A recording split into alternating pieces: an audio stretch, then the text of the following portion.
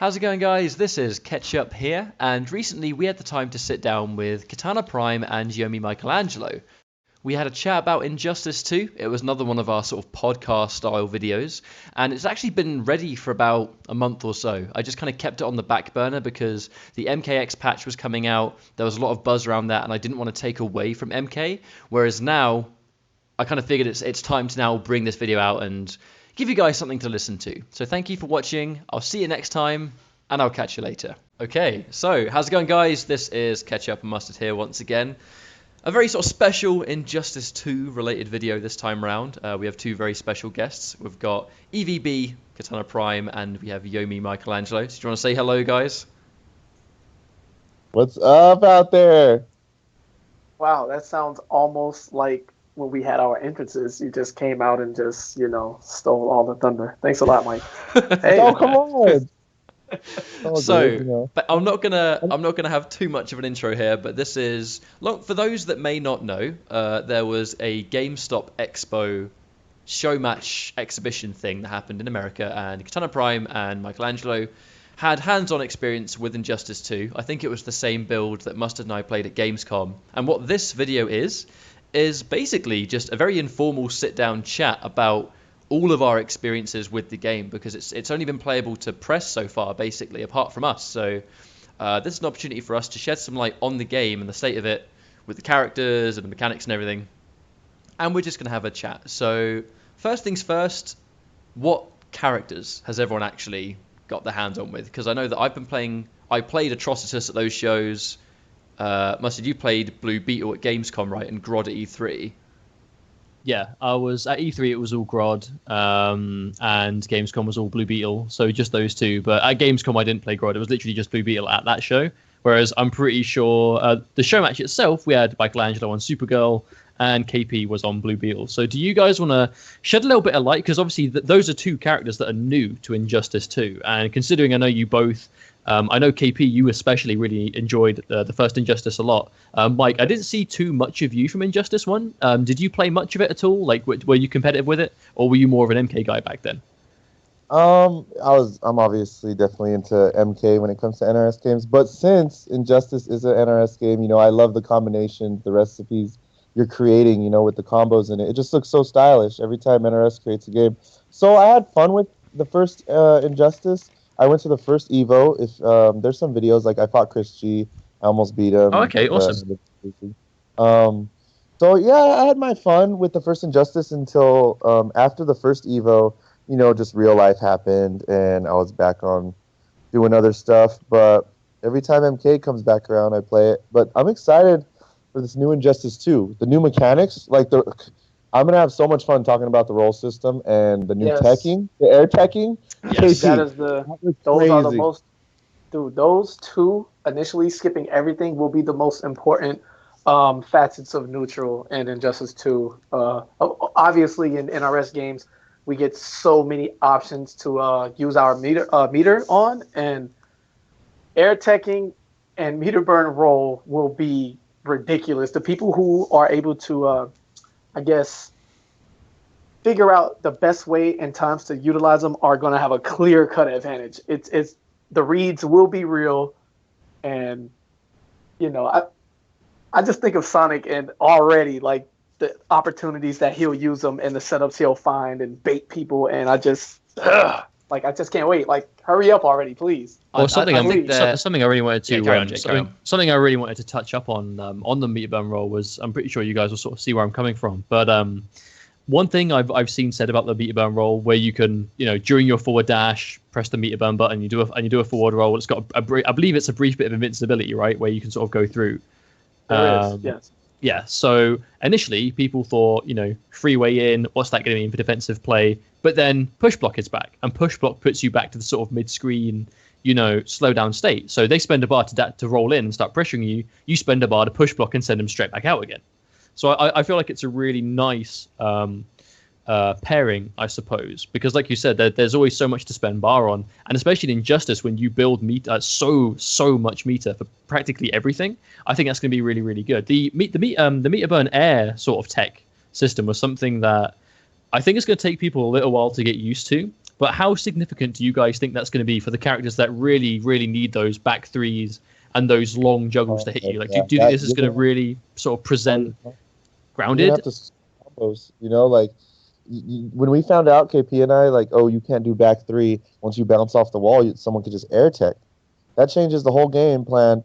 But it's awesome, the mind game. Like, if you know they're going to air tech, there's going to be, obviously, with your character, a lot of percentage of people, they're going to air tech at this time during this specific combo. And since you know that with your character, you're going to make that read of, okay, I know you're going to air tech, and you air tech, but you could meaty them on air tech. If you know they're going to air tech, you could jump up and hit them out of their air tech, which is really good.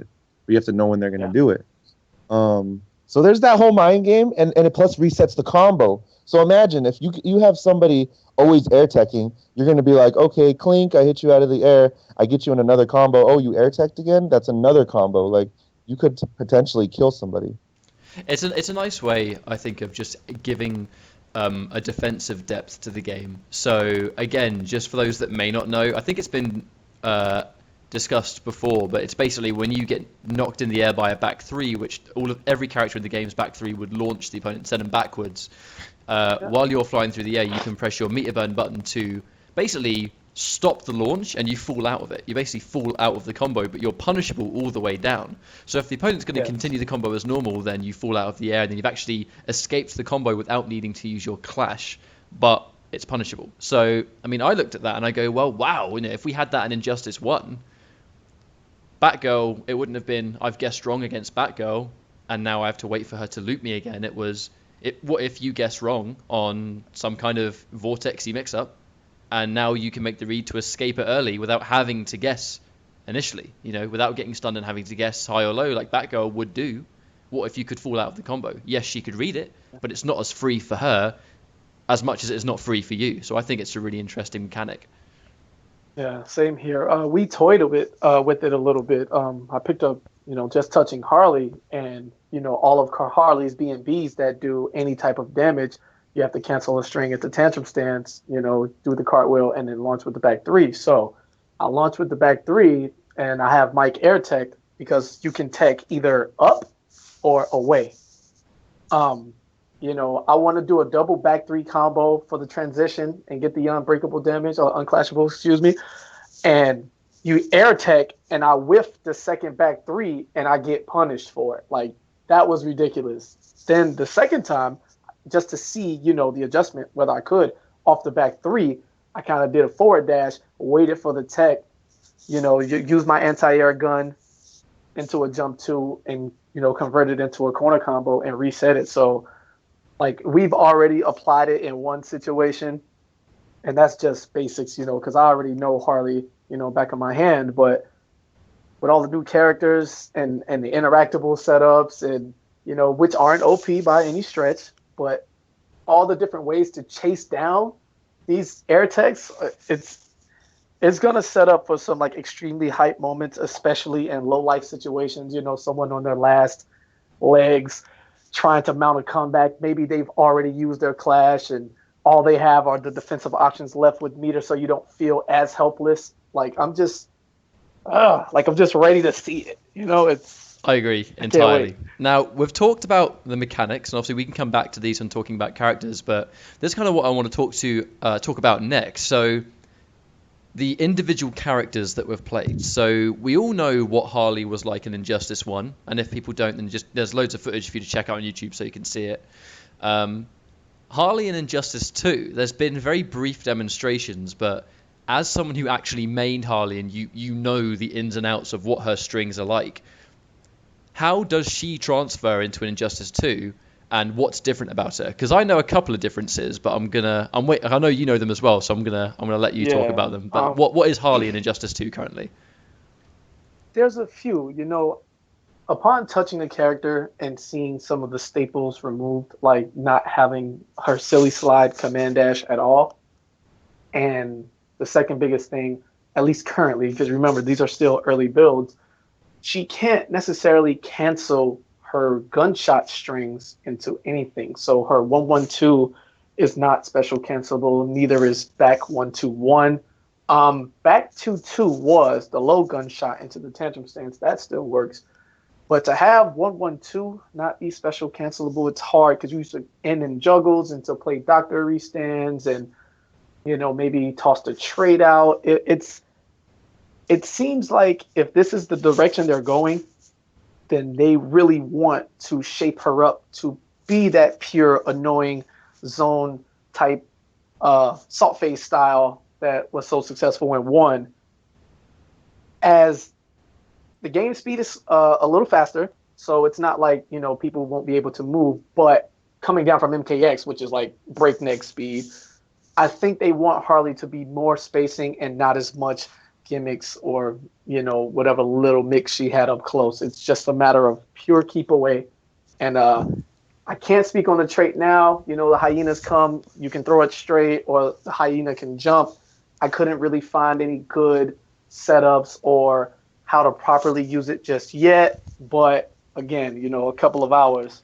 Yeah, to me, the hyena seemed a little bit... The hyena to me seemed a little bit... not. I don't want to use the word unfinished, but there was a lot of recovery there, wasn't there? Like, it takes a long time for her to recover after throwing it. So the idea of a follow-up, which you would almost think that's why you would go to the hyenas, but that option is not, not what we think it is currently. They seem something that you would start with instead of trying to end a combo into like a hard knockdown and then cancel into the hyena. It wasn't fast enough. It wouldn't come out fast enough and then it'd recover terribly. But again, early build. The trade was good though. It was a good knockdown and she could always move first and even get the second one out before they got up. So the knockdown is good. Maybe it's the setup. I don't know yet. Time. This is why we practice. But I was there for work first and foremost, so I had to get to the Beetle and make sure he was, nice and able to be demonstrated properly on stage. That's all. I think that leads into our next one. You guys both played Beetle, Mustard and KP. Yes, that character is so fun. Character is really fun. I think that's the main thing that really sort of seemed apparent was just the sheer sort of I guess that is it. Just how fun the character was to play. Like one thing that across the board from all the new characters in Injustice 2 is they do feel like they are Injustice characters. They're not just tacked on. They're not forcefully in there. Like it very much does feel like they belong in the Injustice fighting game. If you know what I mean. And Blue Beetle was no exception.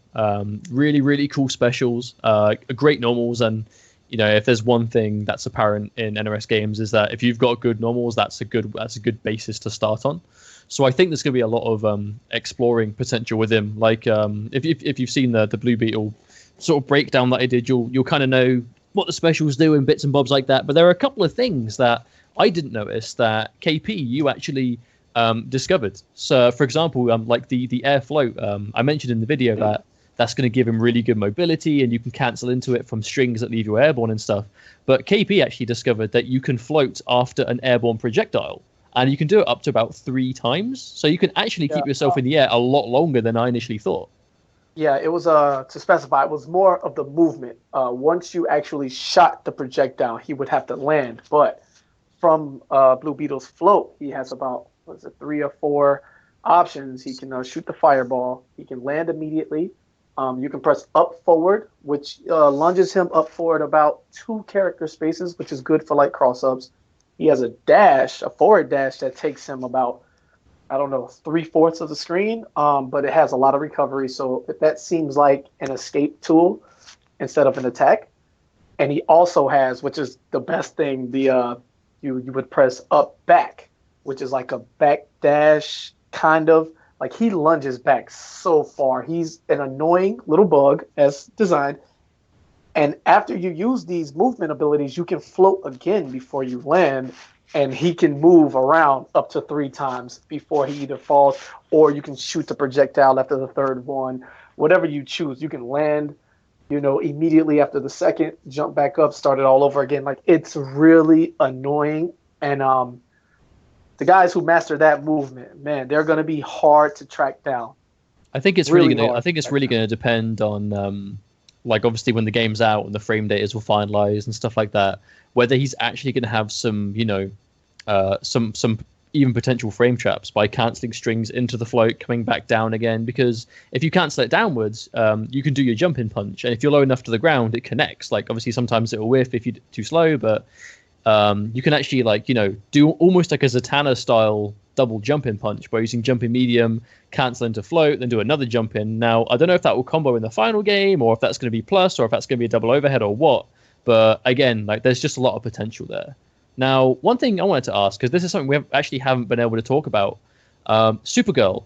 I know a couple of guys at E3, a couple of the guys had some time with her, but there's not really been any information out there, sort of first-hand experiences of what Supergirl plays like.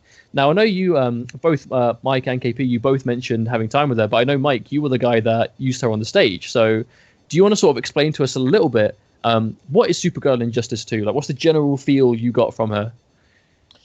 Okay, well, she has a lot of cool moves. Like, one move in particular I thought was really crazy was her forward three. Her forward three, she actually jumps forward and then lands coming straight down, and that leaves crazy mix-up potential setups. Like I showed KP when we were there. You could do 1-1-3 or 1-1 up 3, and it's kind of like a launcher. But if you don't continue the combo and you push forward 3, and while they're getting up, you don't know what side she's gonna land on. You could land basically directly in the middle of them. Like there was one time I was fighting KP and I did this combo into hard knockdown in the corner. I do forward 3 and he thinks it's gonna stay on the same side, but she's still crossed up, and it's just crazy mix-up potential. Other than that, she has some cool moves. She has it's kind of like a Kitana fan lift where she'll spin and it creates a whirlwind, and then it lifts you up. Her zoning's okay. She could direct where she's going to shoot her lasers with her trait. She could do it up. She could do it down, forward. She could waste the whole meter of her trait and do that. I think you guys seen it where she walks forward and she's shooting this long laser beam just out. So those cool combos with that. She has stylish combos and everything. She has a teleport, so that's really good. She has an awesome teleport. She honestly reminded me of Kitana. How she plays is she has good zoning. She has a fan lift type move. So there's combos into setups. She has that little forward 3 setup. She has a lot of different combo strings, which she has some really weird ones. She has I think it's forward 2-3-1 where she'll do a chain combo starting on the floor, but then she'll go up in the air and it's a combo string. But she'll go up in the air and do another hit, and then you land, and then she just does a little zoning. Which one of you said you played Atrocitus actually? That was me. Okay, so because that really interests me, because I got a little hands-on with him, and he reminds me of Quan Chi, honestly. Boy, oh boy. Yeah, I have to think about that. But, so, before... Oh yeah, Karen. That's all I had to say about Supergirl. Was all in all, she was a cool character. She's easy to pick up. She was one of the easy basic ones to pick up. If you just want to pick up and play. I think she's gonna heavily rely on that forward 3 setup. I just feel it. Kind of sounds like Deathstroke. Deathstroke's forward 3 setups where he'd kind of hop, and he had some of those weird things where he would hop and then you'd think it would land in front, but he kind of goes behind you. It kind of sounds very reminiscent of what he used to have, I think. I think that's just a very Injustice mechanic, though, because Bane could do it, Wonder Woman could do it, Superman obviously had his dive punch, kind of similar effect, I suppose. So it's definitely an Injustice thing. And the only other thing I noticed of Supergirl was, I think it was at E3, I don't know whether it's still the same, but it was her Scorpion-style teleport, where if she did she would appear on the other side of the screen, just like Scorpion's teleport from MK. And if she spent no bar, it was a high, you could crouch. Yeah. But if she meter-burned it coming across the other side, she would then overhead it. Kind of like Jax's overhead dash punch. Yes. Yeah, I didn't know. Really, really sort of Jax and Scorpion kind of mixed together, I think, in that respect. And let's not forget the air dash she has, so you can get string into area. It takes you aerial, do an air dash, instant EX teleport. Okay, here we go. Yeah, that's true. You said it. The fun stuff, man. We had some fun. Once we got what we wanted to do and make sure that we had our combos and how our movement and everything was down, we kind of, played around a little bit, playground time. And We had some things. We had some things. It's very. I think that's quite promising though, considering none of us have had a huge amount of time with the game, and you kind of have almost like, within the first hour or so, you can figure out how the game works, and you can kind of reintroduce yourself to it, and then start looking for that higher level stuff almost immediately, which I think works really well. Because it's a legacy game, after all. If you have familiarity with the first one, you can play the second one. But yes. Atrocitus, I think, is the last character we're yet to talk about, which you mentioned, Michael, you're interested as to how this guy works. So basically, I kind of repeat what I said when we had that, when we were still in America, I think. Mustard and I did this very, very, very brief chat about our experiences with the E3 build. So basically, Atrocitus, he's actually been nerfed since that. The Gamescom build was definitely a nerfed Atrocitus. So basically, long story short, he's all about trait. Like, he really comes online when he uses the character power to get Dexstar in. So Dexstar, we've seen in the videos where, Dexstar will attack. You can shoot a projectile. You can create a shield in front of you. And also, very importantly, he's got some really good mids. So basically, what Atrocitus' game plan is that he's got these amazing mids up close. It's his back 2-3. I think he's like a slice, like a blade slice into a kick. The second he's got his character power active, you can kind of loop back 2-3, Dexstar shot, back 2-3, Dexstar shot, and kind of keep them jailed in and pressure them. It's not like we couldn't see anything. No, there's no high-low mix up there. It's just jailing. It's just having to hold the pressure. And then it's kind of risky trying to press buttons, because if he can grab you, he can chuck out a cheeky forward 3 if he catches you pressing buttons, and you get launched.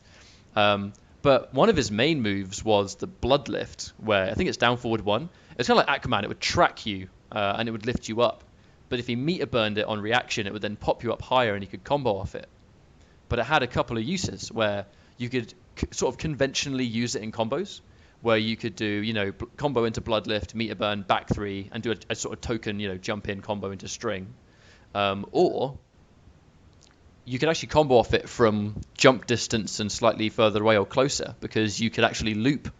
If you caught them really high up with the Bloodlift, you could actually juggle them without having to spend bar. So you could do Bloodlift, meter burn, and then while they're really high up, do another Bloodlift, and it kind of puts them much higher than if you caught them grounded. So you can actually hit them without having to spend bar on it. So, you could, for example, a very, very, very basic combo was his like super fast, I think it's like a 5-frame punch walk, one of his specials, where if you were like jump distance, you could do Bloodlift, meter burn, Bloodlift, because every time they get lifted, they actually move closer to you. You could just do Bloodlift, meter burn, Bloodlift, and punch walk, and from like jump distance, you get like a 30% combo off it. And if you've got Dexstar, then they're not punishing that either. So like, you can't punish him. And in the build we played anyway, you currently can't punish anything, because it's like Sinestro. He's just going to do a special or a string and then throw Dexstar on the end of it. So I don't really know what they're going to be doing with him later on. But the nerf we already noticed was that you could loop Bloodlift as long as you had bar, which was like... Yeah. It gave him like 60% BMBs, because you could literally do terrible. You could literally, not only did it give him crazy combos, because you can use Dexstar to combo off the Bloodlift as well. Because if you use Dexstar's projectile at just the right time, the projectile will knock them out of the Bloodlift. But when you've finished recovering from that lift, you can actually juggle them with the back 2-3, because it is a restand as well. The back 2-3 restands. Because it's a kick, it's like a gut kick, which will cause a conventional NRS restand. So it's basically, you could loop in the fact that Dexstar can combo off Bloodlift without bar, and then use like 2 lifts. It was absurd at the E3 build, the amount of combos he could get. And it also meant if you got hit anywhere on screen, he'd get like a full combo, because he could just Bloodlift, meter burn as many times as he wanted, basically, and hit you. But the change they made in the Gamescom build is that you can only get 1 meter burn lift per combo. So it's very, very quick turnaround on that, I think. They changed it very swift. So it's only 1 blood lift. You're pretty much going to have to use trait now. But other than that, I mean, it's pretty much a character that's built around trait. I definitely think it's going to be kind of like Sinestro, where your primary goal as Atrocitus will be get that trait as soon as possible. Because currently, I mean, your opponent can't really play the game too much. We didn't test if push block got rid of the trait, but it's definitely, he's one of those characters, where he needs that power to be to be dangerous. The only other thing we noticed was a pretty cool little setup he had, where the shield he creates when he's got Dexter up, it's got its own hitbox. It's not just a shield; it actually has a hitbox which can cause a hit. And if you use that in conjunction with meter burn roll, he can literally put the shield in front of himself, meter burn roll, and the shield will try and follow you, and it will hit the opponent behind when Atrocitus is in front. So it actually sets up some of the dirty stuff already. It sets up for they block that behind and then have to immediately block in front because now Atrocitus is on the other side. But I think he's got a lot of depth and potential to have some crazy stuff with that meter burn roll in the shield. But I mean, it's too early for us to tell. The main thing we wanted to test really was get some BMBs down. But other than that, yeah, Atrocitus is pretty much what we already said he was when he was annoying full screen, especially with trait. And the only nerf we noticed was that you can't get as 2 blood lifts mid combo anymore. Can only do 1 because it was silly. He was ridiculous at E3. So moving on, there are two things I want to talk about with you guys before we wrap things up. Number one is going to be the interactables in the game and how different they are from the first, and the second is what we anticipate the gear, as in like what the gear could do to the game as a whole. But so first things first, the interactables. Anyone that played Injustice on even a casual level, right? If you just played a lot of the game, you probably would have experienced characters that could guarantee them, that had ridiculous damage using them. Could basically the stages gave them a lot of help that, in my opinion, a lot of characters shouldn't have had. But just because the way the interactables worked in Injustice 1, the fact that they were not blockable and you couldn't really avoid them a lot of the time without, taking the damage, made a lot of characters irritating on certain levels. With the fact they're blockable, did you guys notice an immediate change and instantly, okay, that's it, interactables are no longer going to be this much of a problem? Or do you think they're still going to have that scope of just being a defining thing and the stage is going to be super important? They feel like there's more. I may be wrong on that, but there's like one at like every... Like, there's no part of any level where there isn't one, able to be accessed at any time. But the best part about that, even though that they are blockable, when they hit, they're currently doing like 12%, 13. I saw one do like 8%. I love that. So it doesn't become this guaranteed, hey, I just hit you with a 40% combo. Let me tack on this 30% guaranteed. No. Those situations are gone. It's another step forward. I know NetherRealm wanted to retain it because that's the feel of Injustice, and they really want to, ensure that the game stands apart, from Mortal Kombat as its own thing, and it really is. So there was no way that interactables wouldn't return, but I'm happy that they're clearly, understanding the things that are just a little too much. If I could be, a little bit lenient there. And as we move towards, because Injustice 2 is going to be ridiculous out of the gate. Like, even now, even in this, they would tell us it's unpolished and not ready. But, the sets that me and Mike played, just like normally, when we went into try-hard mode for a little bit,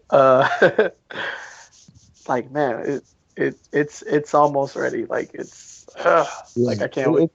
And since we're talking about interactables, one thing I noticed, do you guys remember in Injustice 1, when you were able to kick your opponent into the background, you could actually start it off with a combo string first and then kick them in the background. What I noticed, and I showed KP, you can't combo and then kick them in the background anymore. Like, you have to just use that as a raw interactable. Really? Yeah. I didn't notice that at all. Yep. Wow. It currently has to be a starter because we were, me, I'm a combo guy, and I'm always flashy yet optimal. And, I had a background bounce super combo with a Blue Beetle that I wanted to demonstrate. And Mike was trying to launch me because if you remember, let's say Batman, he would do 1-1-2 background bounce. It doesn't combo. Like, you can mash the background bounce, you can try finesse, it doesn't matter. It won't come out. It has to be a starter currently. That's crazy, man. I had no idea. Maybe it's a way for them to try and make, some characters could make certain options safe by using the bounce. where they could kind of go into like a low, instead of doing like a string, which is more minus or a special, they could do that. Down one. Down one background exactly. bounce, like, you know, turn your down one into a full safe launcher, you know, just because you're there. Do you think potentially you could, because I know you can meter burn interactables, do you reckon you can meter burn that for armor and basically use it as like, you know, a situational armored launcher, perhaps? I didn't try that. It's funny, you know, because we think about like practicing stuff and labbing things that we would obviously do, but with such limited time, you know, we're kids in the candy store. We just want to just do what we can, you know. We just wanted to make sure that things worked, and if we came across something or something seemed odd, or you notice it once by mistake, then you pick it up. An example of that being a Blue Beetle, his back two is an overhead, and the string, you know, back 2-3, he hits you with an overhead, then he jumps over you and kicks you. That's it. It ends there. So there's no crazy like mix up, you know, unless you want to do back two and commit to the, you know, the launcher, which is full combo punishable. If you hit someone with back two while they're aerial, it causes a ground bounce. And when I noticed that, I thought that was cool. A little extra property added to the move that can extend combo damage, or, you know, knock them down right where you want them to set them up for a cross up, you know, on wake up or whatever have you. It was small things like that that we noticed just by playing the game. We didn't outright look for anything. You know, Chef is the guy to talk to if you want to just look for tech, because we were trying some Harley setups and stuff like that, you know, immediately from the things from his mind. But, you know, one of them being like Harley got her pop, if you down back two, and if you meter burn that gun, it removes the recovery. So, you know, the projectiles are mid and it's just traveling across the screen. So you would do pop, meter burn, and then as it's about to hit the opponent, meter burn roll to the other side, they get crossed up. You continue the combo. That was 2 bars, but, you know, it looked good. It looked good. So, but yeah, as far as anything tech-wise, it just came from us playing naturally, and we noticed something or something looked wrong, and then we tested from there. Okay, cool. Brilliant. So the final thing, what was it, Jake? We were chatting about your question. I can't remember. My mind's gone blank. I'll let you take this. I want to chat about gear. Because It's something that we haven't really seen too much of. Obviously, it's been explained, and we already know that there's going to be a tournament mode which enables the visuals but disables the effects of gear. Do you, like, as competitive players, do you want to see gear experimented with at the start, or do you think right off the bat the community should go straight in with no, absolutely not, gear is disabled, or do you think the community should give gear a chance at first, or do you think it's not worth it? Like, I feel like it's going to be a really important part of the game, but who knows? You know, we may never know. I'd say don't give up on gear just yet. Play it, because here's the thing. You know, I buy games too, just as a consumer. Period. So, you know, getting the full package from NRS, I will play like ranked or whatever modes to up my gear, just, you know, as a side thing, and then I'll be ready for tournament mode, obviously, as all of us will. But it's, of course, I want my Harley Quinn to look as cool as I think she can. You know, I want to use the different color palettes. You know, I want my Blue Beetle to have that legendary helmet. So I'm gonna work towards it too, especially since you get, you know, you gain gear for, you know, all the actions, you know, every match or across the various game modes. I'll be building up my, you know, OP, you know, level, whatever they cap it at, characters just to look good. But like that. I'd say for the most part, like I'm not a customizable kind of guy. Like, I just want to get in and play. So to me, I just want it to be, you know, that tournament mode. But I would say mostly, you know, Evo, SCR, wherever that's going to have Injustice 2. I think we're going to mostly play without that, and I prefer that. I'd rather prefer that. But it would be nice to be like, you know what? I'm tired of seeing the same guy win all these tournaments or whatever, or I'm tired of seeing the same top 8. What would happen if we make a tournament with a gear system? And maybe someone's already out there thinking of that. So what if there is going to be like a gear system tournament, and it's totally new people in top 8? Because it's like, whoa. Like, if they do any tournaments, no, like, you know, when I think of this, I think of Smash 4 last year at Evo, where custom movesets weren't allowed at all. which were a big part of the game from a casual base. And then when it was Evo last year, they just randomly go, right, guys, it's been voted, custom moves are allowed. So what I get what you guys are saying, where I think we absolutely should all get used to using gear just in case there are any tournaments that allow it. You know, it's going to be worth doing. Because personally, I'm looking forward to there almost being like 2 metas to the game, where it's going to be, you know, there's going to be the game with gear and the game without gear. They could be completely different. And from a commentator standpoint, I'm looking forward to kind of getting involved in both those things. Well, I think even on a casual level, it's going to be worth learning how to play with it, because we don't even know what the online is going to be like. You know, we don't even know if there's going to be, you know, a gearless playlist, a, you know, ranked match gear only. Like, we don't know if there's going to be differences or whether we're going to have to use gear casually anyway. So I feel like just to experience the game, it's going to be worth learning how to play with it. Just in case, you know, just with online matchmaking, there's no way to play without it. Like, because we don't know if there will or won't be right now, because it's not something that's been talked about. But competitively, obviously, yeah, tournament mode. But I think it's worth exploring, at least on a casual level. Yeah, as a tournament guy, director, and stuff like that, I would say prepare for tournament mode. I think that ends up the norm because gear is going to be broken. We know it. But let's Combo Breaker CEO, because I'm going to, you know, we're just going to assume, we don't know, but I'm going to assume the game's going to be out before those 2 events. Anybody who makes top 8, I will have them come before top 8 starts, and I will allow them to fully deck out their characters for the top 8. So then when the show goes on, they will be in their custom gear in tournament mode. That'll be sick. That sounds really good. And I'm gonna, I plan to do that from the start. Gonna let the top 8 customize their characters for the show on those Sunday nights. Hey man, it's worth it. I mean, I don't care what anyone says. If you've got your own favorite costumes or appearances, it does affect how you play. Just gonna say it does. It does. And no Katana wants to play without tournament skin. Okay, we all want it. We have to use the default, and that's why we lose. All right, that's real life. My girlfriend Emily, she doesn't even play MKX competitively, and even she likes tournament the most when she plays Katana. Smart woman. It's a thing. It's a Katana player thing, man. It's a Katana player thing. But I think that pretty much wraps things up, right? We've kind of covered every base. I know we haven't really discussed MKX and the obvious whirlwind that's going on with that right now, with the patch being so close. But I mean, this was a lot more. I wanted to focus heavily on Injustice this time, you know. And if you guys want to hear us chat about MKX in this format again, then by all means we can get back together and we can have another little chin wag when the patch drops and see what we think of the game and etc, etc. But for now, we want to keep things Injustice focused. But I mean, that's everything from my end. Is there anything any of you guys want to touch on, or are we good to go? I don't know, man. I was just happy for the opportunity, man. They paired me up. You know, and you know, I couldn't have gotten a better, you know, person to be paired up with.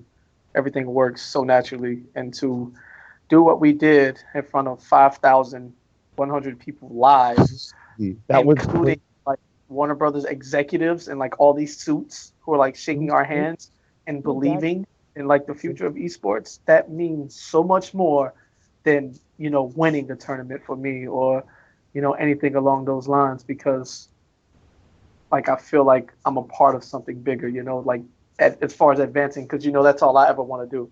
I just want to advance the scene, and being able to be directly hands-on with anything is it's ridiculous, man. It was a dream come true. Even like to be backstage for hours with Ed Boon and like Joshua Gray and stuff, and just hanging out, seeing like knowing we have to go on in front, you know, in front of 5,000 people in 5 minutes, and then seeing like Joshua Gray's face, even Ed Boon, like we're all nervous, we're pacing back and forth, we're looking out the curtain, like, oh my God, look at all these roaring fans, like it's crazy, and you know, we hope the whole performance goes well. I hope the game doesn't crash or anything like that.